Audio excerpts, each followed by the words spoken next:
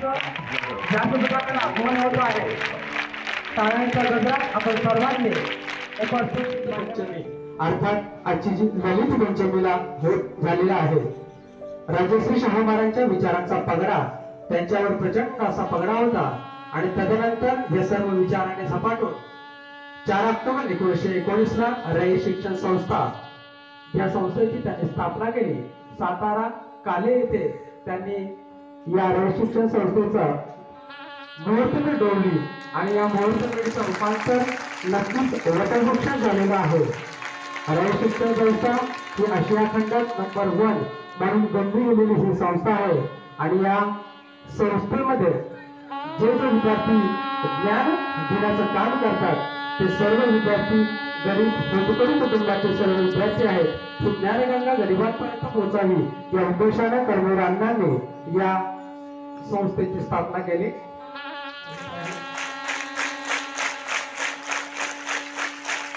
तदनंतर व्यासपीठावर उपस्थित आजच्या कार्यक्रमाचे व्याख्याते आदरणीय देवगिरी पाटील साहेब, मला असं वाटतं की थोडा वेळ नाचल्यानंतर मोर सुद्धा निघून जातात, थोडा वेळ नाचल्यानंतर मोर सुद्धा नागरिक आहेत आणि प्रथम नागरिक असण्यापेक्षाही मला या घटनेचा सार्थ अभिमान आणि गर्व आहे की ते या माझ्या शाळेचे विद्यार्थी आहेत।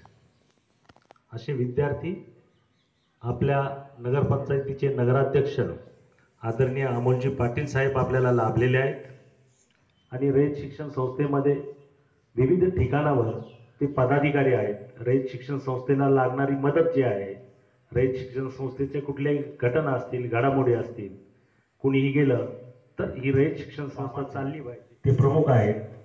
ते असे योगेशजी पाटील ते माझे बालपणापासूनचे मित्र आहेत।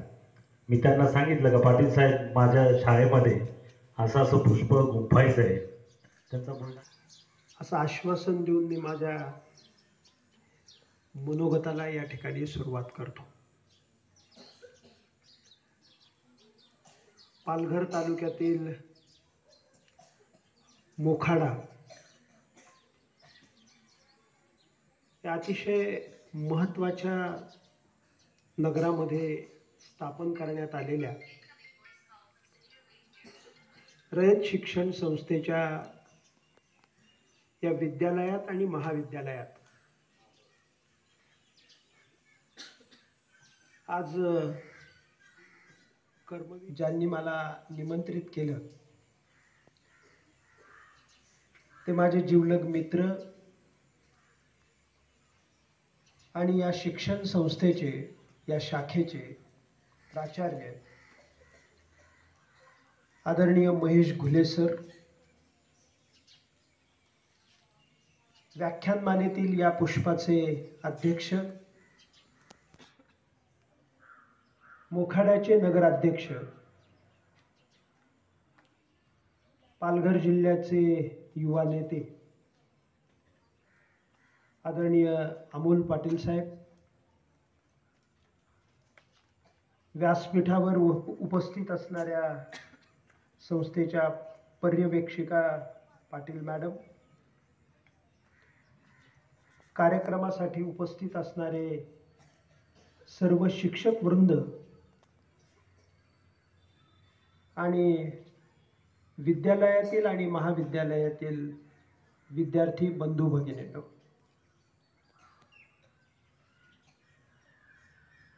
आज खरं तर आपल्या समोर येऊन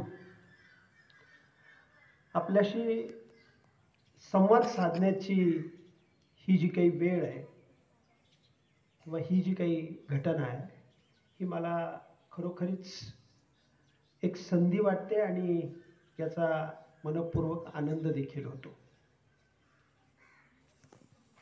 गेल्या 20 वर्षांपासून मधल्या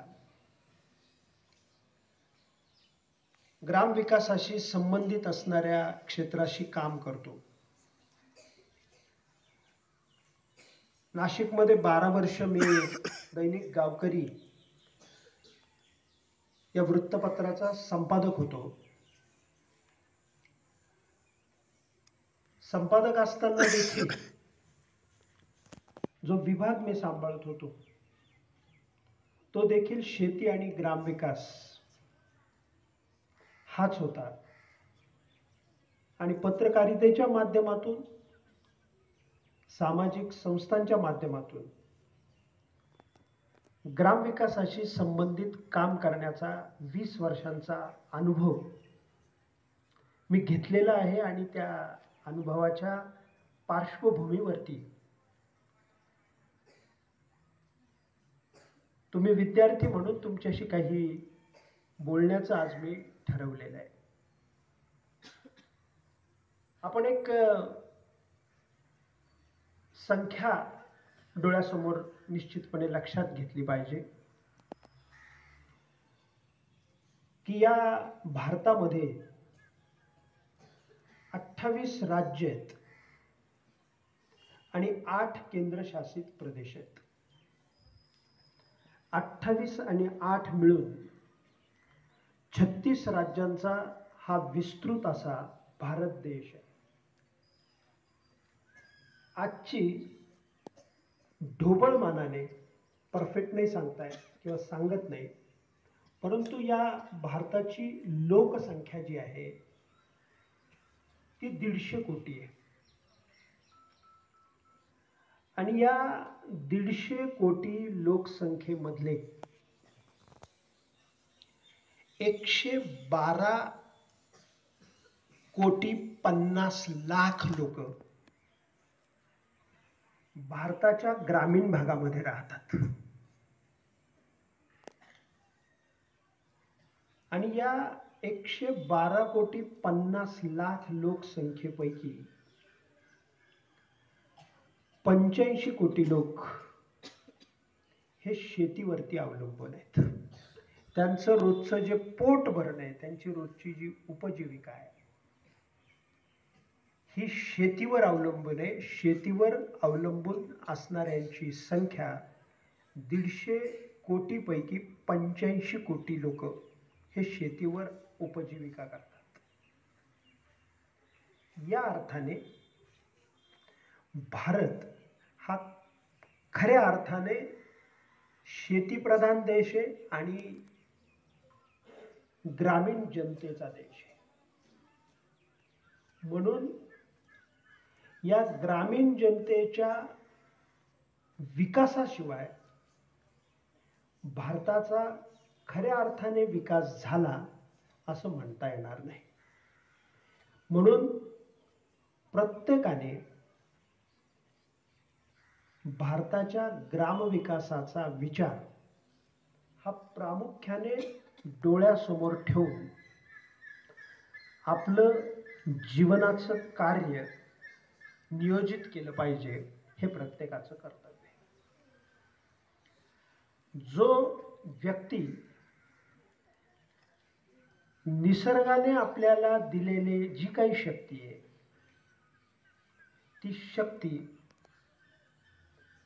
खऱ्या अर्थाने ग्रामविकासासाठी वापरात आणणार नाही तोपर्यंत तो खऱ्या अर्थाने भारतीय आहे असं म्हणता येणार नाही. म्हणून ग्रामविकास हा विषय तुमच्या सर्वांच्या जीवनाचं प्रमुख उद्दिष्ट जर झालं तर तुमचं जीवन हे खऱ्या अर्थाने भारताच्या विकासाला, भारताच्या निर्माणाला, राष्ट्राच्या निर्माणाला उपयोगी पडलं असं निश्चितपणे म्हणता येणार आहे. आदरणीय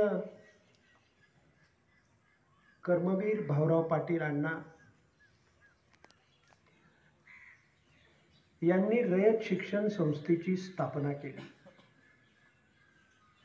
ही स्थापना करत असताना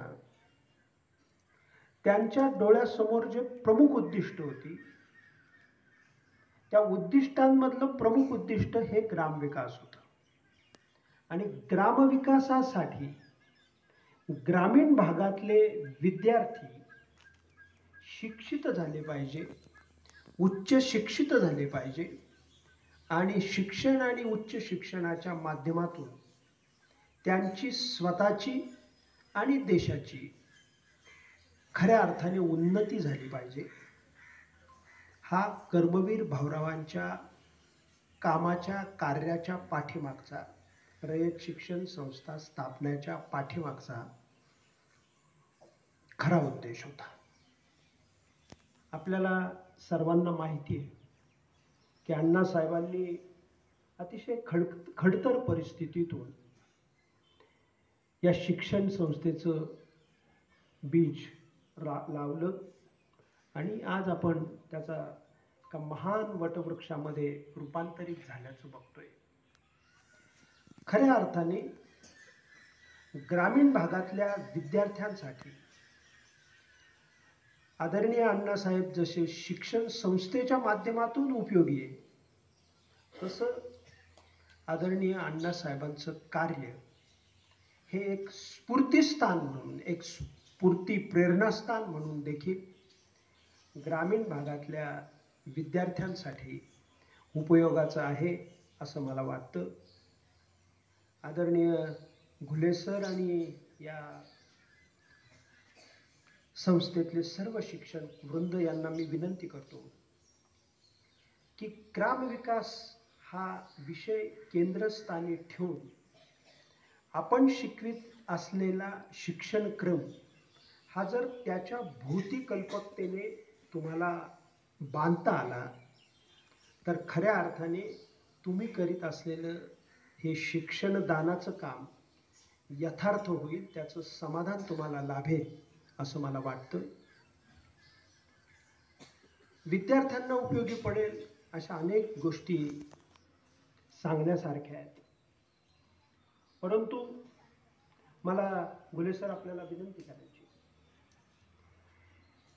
इतिहास, भूगोल, 3 भाषा, विज्ञान, गणित हे तर विषय आहेतच. आज भाषा कोणती असावी, कोणती राजभाषा असावी, कोणती राष्ट्रभाषा असावी, अशा पद्धतीचे अनेक वाद आपल्याला ऐकायला येतात. कोणत्या भाषेला अग्रक्रम दिला पाहिजे, मातृभाषेला अग्रक्रम दिला पाहिजे, अशा पद्धतीचा अट्टहास धरणारा वर्ग देखील आपल्याला बघायला मिळतो. मातृभाषेवरती निश्चितपणे आपण काम केलंच पाहिजे. मातृभाषेला आपल्याला अग्रक्रम हा द्यावाच लागेल, परंतु मातृभाषेबरोबर राष्ट्रभाषा असणारी हिंदी आणि आंतरराष्ट्रीय व्यवहारामध्ये उपयोगाची असणारी इंग्रजी यांची कास देखील आपल्याला सोडता येणार नाही. हा व्यवहार्य विचार डोळ्यासमोर ठेवून मातृभाषेबरोबर राष्ट्रभाषा आणि आंतरराष्ट्रीय भाषा याच्यामध्ये ही विद्यार्थी मंडळी पारंगत कशी होती याच्यासाठी नेमून दिलेल्या अभ्यासक्रमाच्या व्यतिरिक्त आपण काही उपक्रम या विद्यार्थ्यांसाठी राबवले पाहिजे. आपण उल्लेख केला की ही कर्मवीर भाऊराव पाटलांनी स्थापन केलेली शिक्षण संस्था आहे आणि MIT ही थोडी उच्चभ्रू अशी संस्था आहे. फक्त मी त्याच्यामध्ये थोडासा बदल असा करतो की हे बीज याला वटवृक्षात रूपांतर करण्याचं जे काम आहे, बीजाला रोवण्याचं, त्याची रोपटं म्हणून जपणूक करण्याचं, हे सगळं काम याच्यामध्ये, या संस्थेमध्ये होतं. आणि ते वटवृक्षात रूपांतर करण्याचं जे काही पुढचं उच्च शिक्षणाचं काम आहे ते आंतरराष्ट्रीय परिमाणं डोळ्यासमोर ठेवून MIT करते, एवढाच. मात्र या बीजाबरोबरच आम्ही संलग्न आहोत हे मला अधोरेखित करून या ठिकाणी सांगायचं. तर मला MIT बरोबर आज जवळजवळ 20 वर्षापासून मी MIT बरोबर देखील काम करतो. अमोल पाटील साहेब नुसते भारतातलेच नाही तर जगभरातले विद्यार्थी MIT मध्ये शिक्षण घेतात. दरवर्षी 64,000 विद्यार्थी MITतून पास होऊन बाहेर पडतात. या सर्व विद्यार्थ्यांबरोबरचा माझा जो अनुभव आहे तो असा आहे की ही मंडळी इतर गुणवत्तेबरोबर इंग्रजी आणि हिंदी भाषेवरती अतिशय पारंगतपणे त्या ठिकाणी व्यवहार करतात त्या भाषेमधून आणि त्या भाषेतली पारंगतता हे त्यांच्या यशाचं एक खूप मोठं गमक आहे, हे मला माझ्या अनुभवातून या ठिकाणी व्यक्त करावं वाटतं. म्हणून या आदिवासी भागातली मुलं ही या भाषांमध्ये पारंगत व्हावी यासाठी आपण उपक्रम राबवावेत अशी पुनश्च एकदा मी विनंती करतो. भारताचे ज्येष्ठ शास्त्रज्ञ आदरणीय डॉक्टर रघुनाथजी माशेलकर, गोव्यामधल्या छोट्याशा माशेल गावचे भूमिपुत्र, आई मोलकर्णीचं काम करून माशेलकर सरांची सगळी तिने संगोपन केलं. या एकुलत्या एक मुलाचं संगोपन अतिशय गरिबीतून झालं आणि कालौघात त्याच्या कर्तृत्वाने तो आंतरराष्ट्रीय कीर्तीचा शास्त्रज्ञ झाला. या विद्यार्थ्यांमधल्या काही विद्यार्थ्यांची अतिशय गरीब परिस्थितीची घरं असतील, आर्थिक परिस्थिती असेल याची मला जाणीव आहे, परंतु त्याहीपेक्षा गरीब आर्थिक परिस्थितीत असणारे माशेलकर सर हे आज MITचे आमचे सल्लागार आहेत. त्यांना मी एक दिवस विचारलं की सर, तुमच्या यशाचं जे काही गमक आहे किंवा तुमच्या यशात मधले जे काही यश मिळवण्यातले जे महत्वाचे प्रेरक गोष्टी आहेत, अशा कोणत्या गोष्टी की ज्याच्यामुळे तुम्ही आंतरराष्ट्रीय कीर्तीचं हे यश मिळवू शकता? त्यांनी मला एकच सांगितलं की मी लहान असताना माझ्या महाविद्यालयामध्ये इंग्रजी शिकवणारे माझे जे शिक्षक होते त्यांनी अतिशय मनापासून मला इंग्रजी शिकवलं. मला पुढे जात असताना इंग्रजीवरचं प्रभुत्व किंवा इंग्रजीतून मला इंग्रजीच्या विकासासंदर्भात मिळालेले जे धडे होते त्या धड्यांचा जेवढा उपयोग झाला तेवढा मला इतर गोष्टींचा कोणता झाला. मी मातृभाषेवर प्रेम करणारा, मातृभाषेचं हे सगळं महत्त्व समजणारा माणूस आहे, परंतु त्याचबरोबर या व्यवहाराच्या भाषेवर तुम्ही या शालेय जीवनात या विद्यार्थ्यांसाठी प्रयत्न करणं, एवढा जरी विचार आज मला तुमच्यापर्यंत पोहोचवता आला तरी या व्याख्यानमालेला उपस्थित राहून तुमच्याबरोबर संवाद साधण्याचं समाधान मला मिळालं असं. म्हणून माशेलकर सरांचं हे महत्वाचं उदाहरण आहे. दुसरी महत्वाची गोष्ट, कराड ही जन्मभूमी असणारे आदरणीय यशवंतरावजी चव्हाण हे उपपंतप्रधान झाले भारताचे, अतिशय गरीब परिस्थितीतले. पत्रकार परिषद चालू होती आणि पत्रकार परिषदेमध्ये यशवंतरावजींना विचारण्यात आलं की साहेब, काय तुमच्या यशाचं सूत्र काय, कशामुळे तुम्ही इथपर्यंत पोहोचले? तर त्यांनी सांगितलं, अतिशय गरीब घरातून मी पुढे आलो आणि त्यांच्या छोट्याशा खेड्यातून कराड या शहरामध्ये शिकायला आलो आणि जिथं शाळा होती त्याच्या शेजारी एक सार्वजनिक वाचनालय होतं आणि त्या वाचनालयामध्ये सातत्याने वेळोवेळी व्याख्यानमालांचं आयोजन व्हायचं आणि त्या व्याख्यानमालेला उपस्थित राहण्याचं सद्भाग्य माझ्या काही पूर्वकर्मामुळे मला मिळालं आणि मी सातत्याने त्या व्याख्यानमालांना उपस्थित राहून महाराष्ट्रातल्या वेगवेगळ्या वक्त्यांना ऐकत आलो. अतिशय लहानपणी माझ्यावर त्या वक्त्यांचे झालेले जे संस्कार आहेत ते संस्कार आणि माझ्या शाळेच्या शेजारी असणाऱ्या ग्रंथालयातल्या ग्रंथांचं वाचन, या दोनच गोष्टी माझ्या विकासाच्या पायामध्ये आहेत, हे उपपंतप्रधान यशवंतरावजींनी त्या पत्रकारांना सांगितलं. म्हणून ह्या व्याख्यानमालेचं मला या अर्थाने महत्त्व वाटतं की व्याख्यानमाला घडवून आणणं हा कदाचित अभ्यासक्रमातला भाग नसेल, पण एक एक्स्ट्रा ऍक्टिव्हिटी म्हणून व्याख्यानमालेचं आयोजन करू. मी सोडा पण बाकीचे चांगले वक्ते या ठिकाणी या विद्यार्थ्यांच्या समोर तुम्ही जे उभे करता याला मी विशेष महत्त्व देतो आणि यासाठी मी तुमचं अभिनंदन देखील करतो. आणि आपल्याला सर्वांना माहिती आहे की महाराजांनी अतिशय युक्तीने अफजल खानाचा वध केला. अफजल खानाच्या वधानंतर 1-2 दिवसामध्ये त्या सर्व पराक्रमाशी संबंधित असणारे त्यांचे सर्व सहकारी एकत्र आले आणि महाराज त्या बैठकीसाठी उपस्थित होते. त्या बैठकीतल्या एका बुजुर्ग व्यक्तीने महाराजांना विचारलं, अफजल खानासारखा 100 पट शक्तिमान असणारा एक सरदार आपण मारला कसा? त्याचं हे संपूर्ण आक्रमण परतून लावलं कसं? आणि त्या महाराजांनी त्यावेळेस दिलेलं जे उत्तर आहे ते आपल्या सर्वांसाठी फार उपयोगाचं आहे.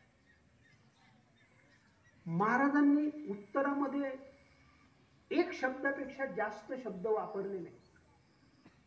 त्यांनी फक्त त्या सरदाराला एकच सांगितलं की मी अफजल खानाचा वध करू शकलो. अफजल खानाच्या मॅनेजमेंट नियोजन केलं तर कुठलीही असाधारण असामान्य वाटणारी गोष्ट देखील आपण नियंत्रित करू शकतो, तिच्यावर यश मिळवू शकतो. म्हणून नियोजन करणं अभ्यासाचं असेल, आपल्या आरोग्याचं असेल, कुठल्याही गोष्टीचं असेल, नियोजन या शब्दाला फार महत्वाचं आहे. महाराजांच्या सबंध जीवनाचं जर सूत्र कशात असेल, महाराजांच्या 50 वर्षाच्या केवळ कारकिर्दीतलं राष्ट्रीय पातळीवरचं कर्तृत्व जर कशामध्ये सामावलेलं असेल तर त्यांच्या नियोजनामध्ये सामावलेलं आहे. म्हणून महाराजांना आदर्श असणारी ही गोष्ट, तिचं अनुकरण या विद्यार्थ्यांच्या समोर करण्याचं या विद्यार्थ्यांच्या समोर आपण ठेवलं पाहिजे. नियोजन शिकवलं पाहिजे. अभ्यास करण्याचं देखील नियोजन शिकवलं पाहिजे. आज हुशार विद्यार्थी, बुद्धिमान विद्यार्थी, खूप मोठी तडफ असणारे विद्यार्थी, परंतु अभ्यास कसा करायचा याचं नियोजन त्यांच्यापर्यंत आपण देत नाही. तर ते आपल्या शिक्षण क्रमात महत्वाची गोष्ट असली पाहिजे, अशी देखील या ठिकाणी विनंती करतो. गावकरीचा संपादक होतो. अनेक मोठ्या व्यक्तींच्या मुलाखती घेण्याचा मला प्रसंग आला. संगमनेरचे माझे एक मित्र आहेत, आपल्याही परिचयातले, डॉक्टर नामदेवरावजी गुंजाळ. हे गुंजाळ आणि मी एक दिवस मुंबईमधून रस्त्यावरून चाललेलो होतो लीलावती हॉस्पिटलच्या शेजारून. आणि लीलावती हॉस्पिटलच्या शेजारी त्यावेळेस भारताचे थोर क्रिकेटवीर सचिनजी तेंडुलकर राहत होते. आणि सचिनजी तेंडुलकर आणि डॉक्टर गुंजाळ यांचा अतिशय जवळचा संबंध आहे. ते मला म्हटले, पाटीलजी आपण सचिन तेंडुलकरांकडे जायचं का, तुम्हाला त्यांना भेटायला आवडेल का? मी आनंदाने त्यांना हो म्हटलं. आम्ही सचिन तेंडुलकरांच्या घरी त्या ठिकाणी गेलो, लीलावती हॉस्पिटलच्या. आणि त्यावेळेस सचिनजी नेमके इंग्लंडला गेलेले होते. त्यांच्या मातोश्री मला त्या ठिकाणी भेटल्या. एक पत्रकार म्हणून मी उत्सुकतेने त्यांना काही प्रश्नही विचारले. आणि तेवढ्यात एक महत्वाची घटना घडली. ती घटना फार या विद्यार्थ्यांसाठी महत्वाची. त्याचं महत्व जर यांच्या लक्षात आलं तर काही यशाचे सूत्र या ठिकाणी देऊ शकेल. एक घटना अशी घडली की आम्ही बोलत असताना त्यांच्या दाराची बेल वाजली आणि त्यांच्या त्या मुलीने, सहाय्यक मुलीने ते दरवाजा उघडला आणि एक अप्सरेसारखी मुलगी त्या दरवाजामधून आत आली. अगदी विजेच्या वेगाने ती आली. सचिन तेंडुलकरांच्या आईच्या डोक्यावरती हात फिरवला आणि हाऊ आर यू मम्मी एवढं एक दोन प्रश्न तिने विचारले आणि जशी वेगाने आली तशी ती निघून गेली. मी आणि डॉक्टर नामदेवरावजी गुंजाळ तिथं खुर्च्यांमध्ये बसलेलो होतो. मी उत्सुकतेने नामदेवरावांच्या कानात विचारलं, ही मुलगी कुठंतरी बघितल्यासारखी वाटते. पण मला मुलगी असल्यामुळे ती असं विचारण्याचं धाडस झालं नाही की कोण ही मुलगी आहे किंवा काय असं. म्हणून ते गुंजाळांनी तेंडुलकरांच्या मातोश्रींना विचारलं, आई एक उत्सुकतेने विचारतो कोण मुलगी आहे. तर ती मुलगी त्या आईंनी सांगितलं, अरे तुम्ही ओळखलं नाही का, ही ऐश्वर्या राय होती म्हणे. तेंडुलकरांच्या वरती, त्या फ्लॅटच्या वरती बच्चन होण्याच्या आधी ऐश्वर्या राय राहत होती आणि तेंडुलकर इंग्लंडला गेले होते म्हणून आईची चौकशी करण्यासाठी म्हणून त्या तिथे आलेल्या होत्या. मला सांगायचा भाग याच्या नंतर आहे. ती ऐश्वर्या रायची ओळख करून दिल्यानंतर किंवा ती आहे असं सांगितल्यानंतर त्या आईंनी जे सांगितलं ते फार महत्वाचं आहे की मला ते म्हणे, गुंजाळ ही मुलगी किती काम करते माहिती आहे तुम्हाला, की 18 तास रोज काम करते आणि या 18 तासामध्ये ती आत्ता आली आहे, पहाटे आली आहे, तिचं त्यानंतर 2 तासाची विश्रांती झाली आणि तिचा संपूर्ण योगा, व्यायाम, बाकीचं स्नान संध्या हे सगळं करून ती पहिल्या शिफ्टला आता निघाली देखील. मला त्याच्यातून मी घेतलेला धडा असा होता की पडद्यावर अतिशय अप्सरेसारखी दिसणारी ऐश्वर्या राय होण्यासाठी 18 तासांची अखंड तपश्चर्या ही करावी लागते. 18 तासांची तपश्चर्या असल्याशिवाय ऐश्वर्या राय होता येत नाही. हा धडा मला या विद्यार्थ्यांना द्यायचा आहे. तुम्हाला अभिनय क्षेत्र असो, संशोधनाचं क्षेत्र असो, कुठलंही क्षेत्र असो, त्याच्यामध्ये 18 तास रोज काम केल्याशिवाय तुम्हाला यशस्वी होता येणार नाही. आणि म्हणून खूप काम करण्याची, खूप मेहनत करण्याची गरज ही यशस्वी होण्यासाठी असते. हा एक महत्वाचा मंत्र विद्यार्थी मित्रांनो तुमच्यामध्ये नोंदवून घ्या, तुमच्या मनामध्ये. शेवटची एक गोष्ट घुले सर या ठिकाणी सांगतो. अच्छा, एक शेवटची गोष्ट या ठिकाणी सांगतो. या विद्यार्थ्यांमध्ये जे महाविद्यालयीन विद्यार्थी त्यांचा एक व्हॉट्सअपचा ग्रुप बनवा आणि त्या व्हॉट्सअपच्या ग्रुपच्या माध्यमातून दर 15 दिवसाला केवळ राज्यातला नाही तर भारतातला एक महत्वाचा माणूस MITच्या माध्यमातून या विद्यार्थ्यांशी संवाद करेल, त्यांना मार्गदर्शन करेल असा उपक्रम मी तुमच्यासाठी या ठिकाणी तुमच्या समोर ठेवतो. आणि 15 मिनिटं, सपोज माशेलकर सरांसारखा माणूस आहे, भटकर सर तर आता बोलत नाही, परंतु यासारखी जी मोठी माणसं ही 15 मिनिटं जर या विद्यार्थ्यांच्या मधल्या महाविद्यालयीन, मी लहान विद्यार्थ्यांसाठी म्हणत नाही, एक गट निवडा की त्या गटाला उपयोगी ठरणारे जे भारतातले मोठे असतात ते 15 मिनिटं, मी जास्त वेळ म्हणत नाही, या विद्यार्थ्यांशी संवाद साधतील अशा पद्धतीचा उपक्रम MITच्या माध्यमातून मी तुम्हाला देतो. त्याचं यशस्वी होण्यासाठी तुमच्याकडे फक्त एकच काम आहे, तुम्ही यांचा ग्रुप बनवा. अन्यथा एक स्क्रीनवर अशी सोय करा का जेणेकरून तो माणूस तुम्हाला भेटायला येईल. या विद्यार्थ्यांना त्यांना डायरेक्ट प्रश्न विचारता आणि ते काय नाही, त्यांची यश कथा जी असेल, यांना उपयोगाचं जे असेल ते त्यांच्याशी डिस्कस करा. तर या पद्धतीचा उपक्रम यशस्वी होण्यासाठी आदरणीय नगराध्यक्ष साहेब, पाटील साहेब, आपण देखील काही सहकार्य करावं. आणि याच शाळेतले नव्हे तर मोखाडा परिसरातले ज्या काही शाळा आहेत त्यांचाही देखील एक मोठा ग्रुप, एक 500 विद्यार्थी जर त्या ग्रुपमध्ये आपण एकत्र करून 15 दिवसांनी त्यांच्यासाठी हा कार्यक्रम आयोजित केला तर माझं येणं तुम्हाला उपयोगाचं होईल असं मी निश्चितपणे या ठिकाणी अधोरेखित करतो. मी फार विद्यार्थ्यांना आता बोर करत नाही, विद्यार्थ्यांना मला जे प्रामाणिकपणे सांगायचं होतं ते सांगतो. 150 कोटीमध्ये 13.5 कोटी लोकसंख्या ही आदिवासींची आणि त्या 13.5 कोटींमधल्या आदिवासींपैकी जवळजवळ 90% तरी हे आदिवासी मुले आहेत.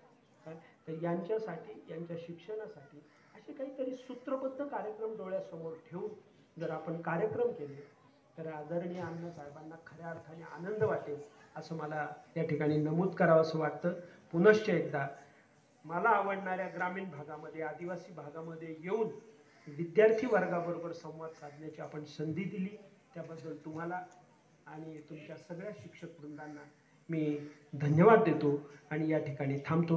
धन्यवाद. कुछ किए बिना जय जयकार नहीं होती, कुछ किए बिना जय जयकार नहीं होती, कोशिश करने वालों की कभी हार नहीं होती, कोशिश करने वालों की कभी हार नहीं होती.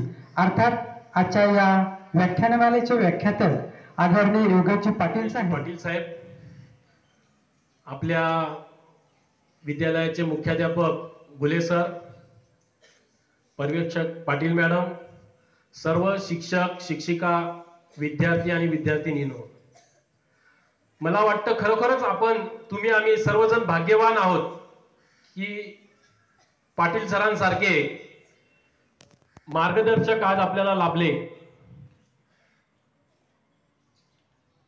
आणि मला खंत वाटली का तुमच्यातले काही विद्यार्थी व्यवस्थित ऐकत नव्हते. टाळ्या छोट्या मुलांकडून वाजत होत्या. ह्या कोपऱ्यात कॉलेजचे मोठे विद्यार्थी आहेत, ते टाळ्या वाजवायला हा कोपरा वाजवत नव्हता.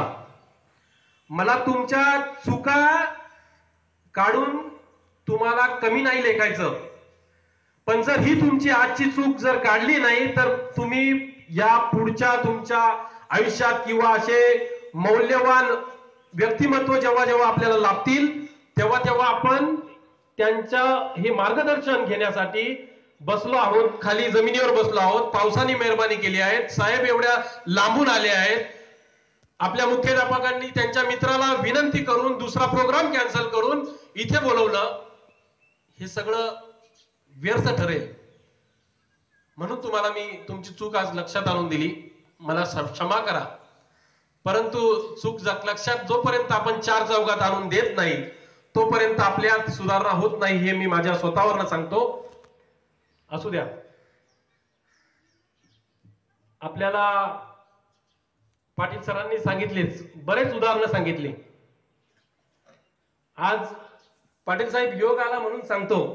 मी कधी स्वतःचं कौतुक करत नाही, परंतु कौतुक नव्हे तर एक तुमच्यासाठी अनुभव म्हणा. मी आता हा पुढचा लहान मुलगा बसलाय ना, 5वीच्या वर्गातला असेल, 5वीच्या वर्गात होतो. बघा, लहानपणापासून आपण काय अवगत करत असतो किंवा कसं वागत असतो याच्यावर आपलं पुढचं व्यक्तिमत्व आपल्या लोकांपुढे जे काही आपलं व्यक्तिमत्व तयार होतं भविष्यातलं, ते आपल्या लहानपणापासून छोट्या छोट्या वागण्यात नव्हतं. घरात आपण मस्ती करत असाल तर आपली आई म्हणते खूप बेकार आहे, खूप वॉन्टेड आहे, अभ्यास करत नाही, ऐकत नाही, शाळेत आल्यानंतर हातपाय धुत नाही, जेवण करत असताना हात धुत नाही. हे कोण ऐकतं? आपल्या आईची मैत्रीण, शेजारची बाई. मग तिच्या डोक्यात फिट होतं का हा घाणेरडा आहे, हा अभ्यास करत नाही, हा नीट वागत नाही.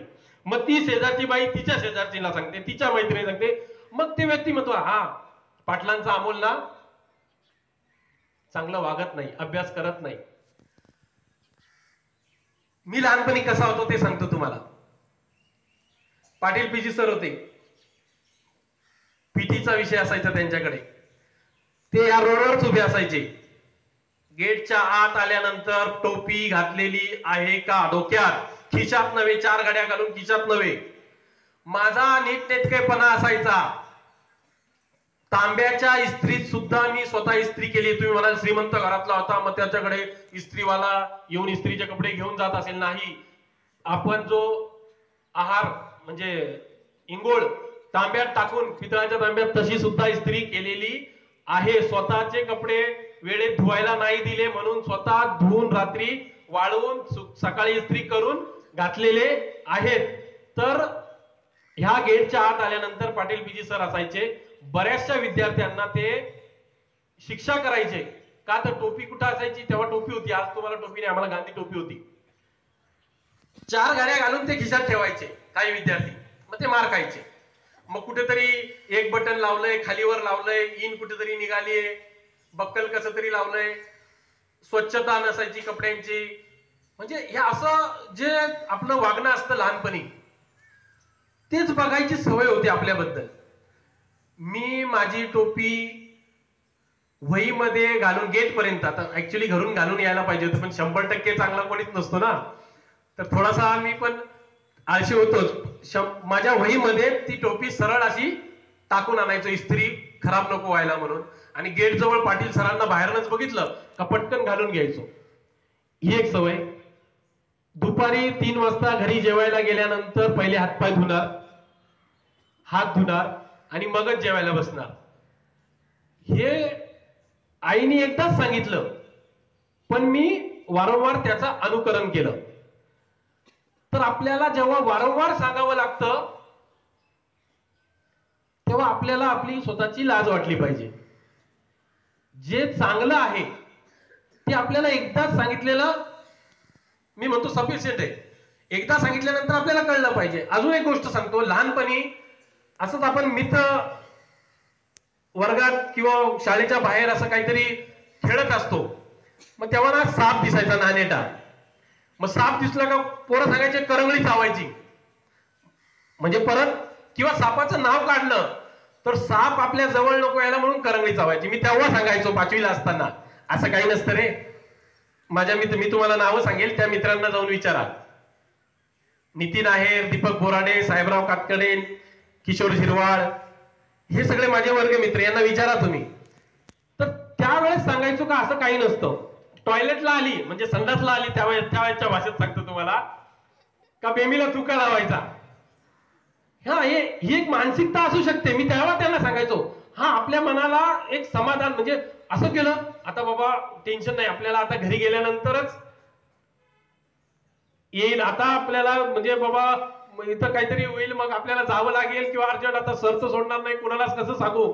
ही मानसिकता असू शकते, परंतु असं काही नाही का त्या बेबीला थुका लावल्यानंतर ते जाणार आहे. यातनं सांगायचं तात्पर्य असं, आता आपण बघा म्हणतो भूत असतो. कुणी आपण कुठेतरी काहीतरी सिरियल पिक्चर बघतो आणि मग भूत अंधारात एकटा असतो, रात्री येताना जाताना किंवा घरात एकटा असताना, रूम मध्ये एकटा असताना घाबरतो.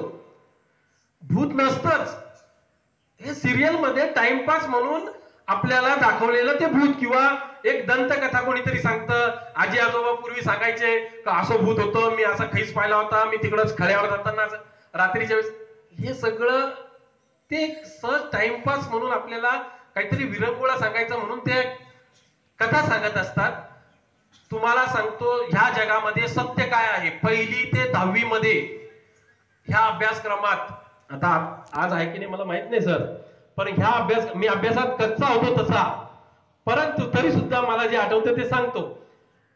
1ली ते 10वीच्या अभ्यासक्रमामध्ये सर्व शिकवल्या जातं ह्या जगात, ह्या युगात जे काही आहे, म्हणजे हवा, पाणी, दगडाचे प्रकार, जमिनीच्या खाली काय आहे, पाणी आहे, पाणी किती आहे, जमीन किती आहे, म्हणजे सर्व कशात मिक्स केल्यानंतर काय होतं, म्हणजे सायन्स असेल, सगळं शिकवल्या जातं. व्यवहार कसा होतो, जे आपल्याला शिकवल्या जातं तेच ह्या जगात आहे.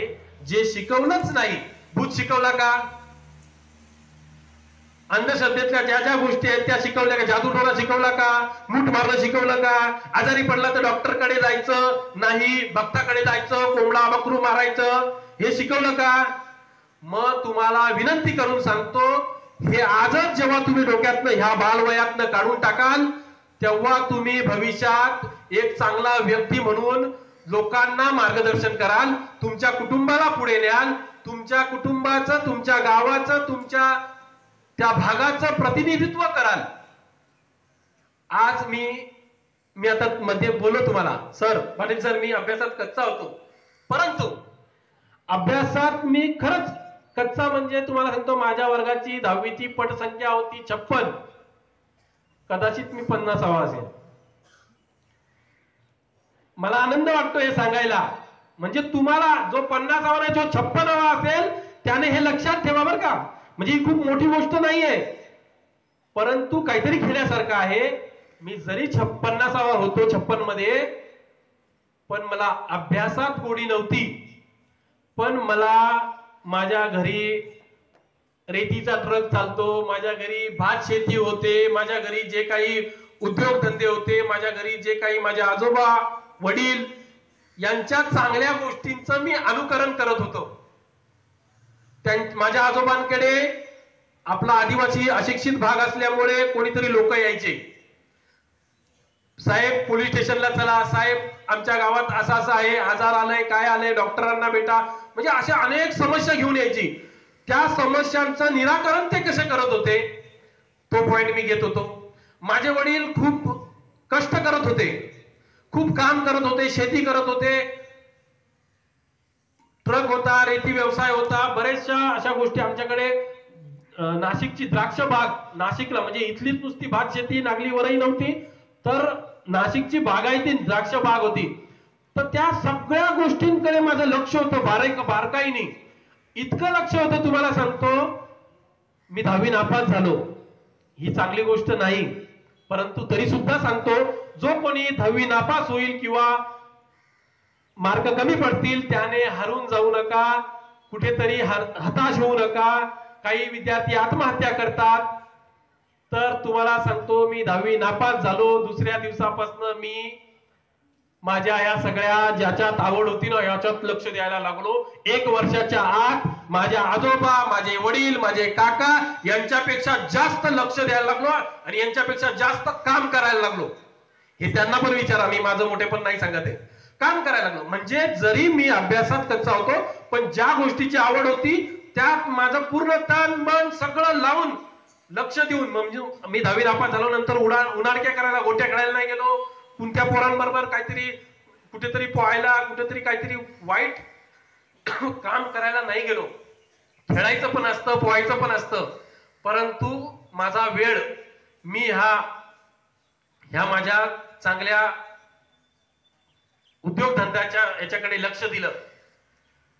खूप ट्रेन झालो, मोठा झालो आणि नंतर मी माझ्या वडिलांना, काकांना शिकवायला लागलो. आजोबांच्या काळामध्ये खूप चलती होती, नंतर मधल्या काळात अतिशय बिकट परिस्थिती आली. तुम्हाला वाटेल आज अमोल पाटील जेवढा मोठा दिसतो, एवढ्या गाडीत फिरतो, एवढ्या त्याच्याकडे गाड्या आहेत, एवढा त्याच्याकडे मशिनरी आहे, एवढा तो नगराध्यक्ष झाला. त्याच्या आई वडिलांनी, काकाने त्याला आयतं भांडवल दिलं असेल, जसं दुकान टाकून देतो, शोरूम टाकून देतो, अजिबात नाही. तुम्हाला हे का सांगतो, आवर्जून सांगतोय, आपल्या भागामध्ये 98% लोकांची परिस्थिती ही बिकट आहे. बिकट परिस्थितीतून सुद्धा एक चांगला उद्योजक, एक चांगला अधिकारी घडू शकतो. मी जसा मोठा झालो, मला असं वाटायला लागलं का मला खूप काम यायला लागलं, तुमच्यापेक्षा मी जास्त काम करायला लागलो. पण या मधल्या काळामध्ये माझ्या मोठी बहीण वैशाली पाटील यांनी मला सांगितलं, तू सगळं काही तुझ्याकडे आहे, पण शिक्षणाचे कमी आहे, तर तू ते 10वीचा तुझा एक विषय आहे इंग्रजी विषय, तो दे. कारण का उद्या तुला कोणीही विचारेल तुझं शिक्षण काय झालं, तेव्हा तुला सगळं तू अभिमानाने सांगशील, पण हा प्रश्न केल्यानंतर तुझी मान खाली जाईल. तर मग तेवढं मी अक्कांचं ऐकलं आणि तो विषय दिला. मी पास झालो. मी परत 11वी 12वी केली सिनियर कॉलेजला.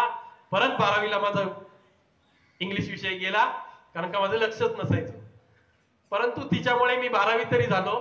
त्याच्यानंतर तिने यशवंतराव चव्हाण मुक्त विद्यापीठातनं मला BSc ऍग्री करायला लावलं.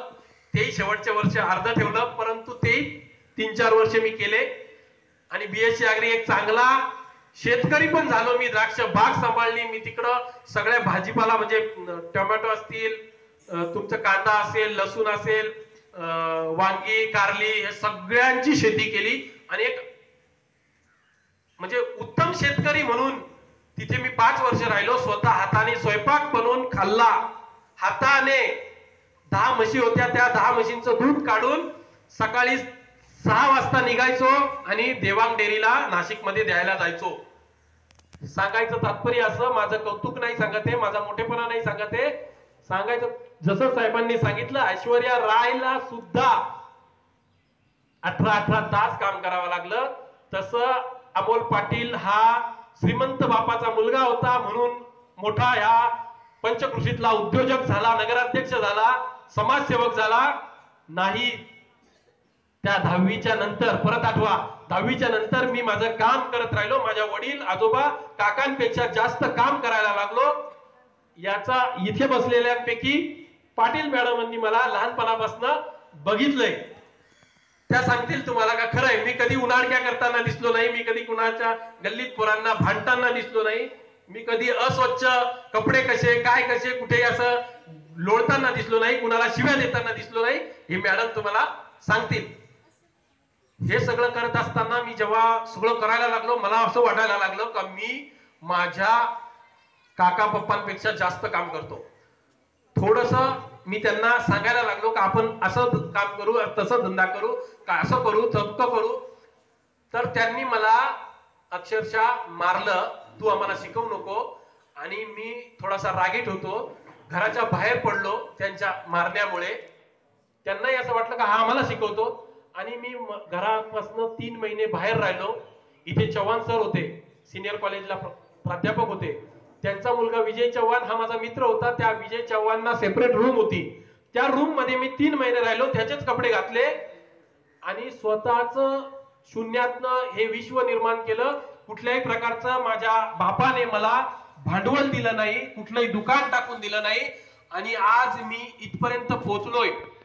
माझ्या बापाची 150 एकर शेती आहे, परंतु तरी सुद्धा मी 16 एकर जागा घाटकरपाड्यात घेतली. तिथे माझा डांबर प्लांट, क्रेशर हे सगळं उभं केलं. आणि आज माझ्या तिथे 200 गाड्या या माझ्या घेतलेल्या जागेत उभ्या राहतात, माझ्या आजोबाच्या 150 एकर मध्ये नाही.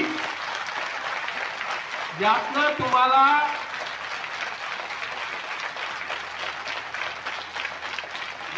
मला एवढंच सांगायचं आहे का मी माझं कौतुक नाही केलं, तर ज्याला कुणाला शिक्षण घ्यायचं असेल, नवीन उद्याला उद्योगधंदा टाकायचा असेल, तर आपल्या आई बापाला, आपल्या नशिबाला दोष देऊ नका आणि रडत बसू नका, तर संघर्ष करा. काहीतरी कुठेतरी घराबाहेर पडताना, त्या उंबरठ्याच्या बाहेर पडताना असा विचार करून निघायचं का मी जे विचार करून निघालोय ते मी करूनच घरी परत येईल, संध्याकाळी येईल, 2 दिवसांनी येईल. पण ते सगळं होतं. तुमचं तुमच्या कामावर, तुमच्या ध्येयावर प्रेम पाहिजे, तुमची संघर्ष करायची तुमची तयारी पाहिजे. काय होत नाही, सगळं होतं.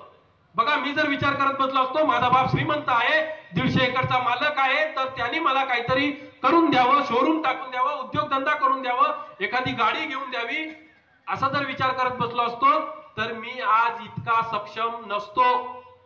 का तर तेवढंच माझ्या बापाने टाकून दिलेलं दुकान सांभाळत असतो. तेवढीच माझी बुद्धी असती, तेवढीच माझी क्षमता असती. पण जेव्हा घराबाहेर पडलो तेव्हा माझ्यातला एक चांगला व्यक्ती जागा झाला. मला दाखवायचं होतं का मी घरातनं बाहेर पडलोय, मी शून्यातनं काहीतरी करू शकतो.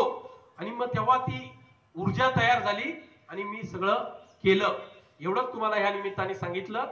माझं कौतुक केलं नाही, थोडस बोलताना काही चुकलं असेल तर माफ करा. पुन्हा एकदा योगेश पाटील सर, तुम्ही इथे आलात, आम्हा सर्वांना, माझ्यासहित आमच्या विद्यार्थ्यांना सगळ्यांना एक मोलाचं मार्गदर्शन केलं. त्याबद्दल मी माझ्या मोखाडा तालुक्याच्या वतीने, माझ्या शाळेच्या वतीने, माझ्या पाटील परिवाराच्या वतीने आपला आभार व्यक्त करतो आणि थांबतो. जय हिंद, जय महाराष्ट्र, जय कर्मवीरांना.